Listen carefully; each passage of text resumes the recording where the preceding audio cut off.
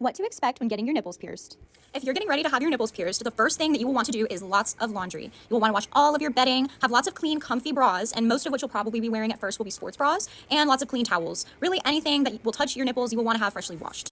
When you go in for your nipple piercings, your piercer should always have some kind of private space for you guys to go back and get those done. Whether that be having privacy partitions put up or just being in a separate room, either way is great, just as long as it is a private space. Now, most piercers will allow you to bring somebody back there with you if you want to have that extra person there for moral support. However, aside from that, they should be making sure that you are being completely protected from any outsiders being able to see you.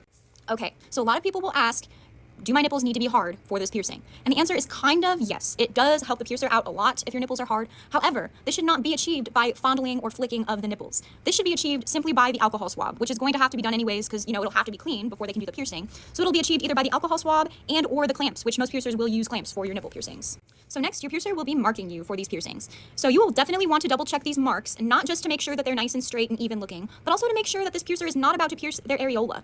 I don't know why this is such a common problem that all of these people are getting their nipples pierced in the areola, but that is not what a piercer is supposed to be doing. It is supposed to be passing through the base of the tip of your nipple.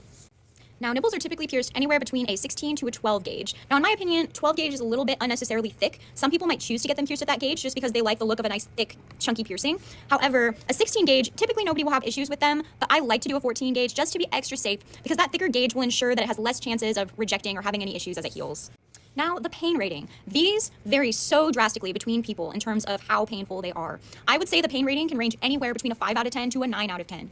I will say, regardless of how painful it is, most people will say the most painful part is over instantaneously, within a millisecond. So even if it is a 9 out of 10, that worst part will be over with so fast, and it'll still be so worth it in the end.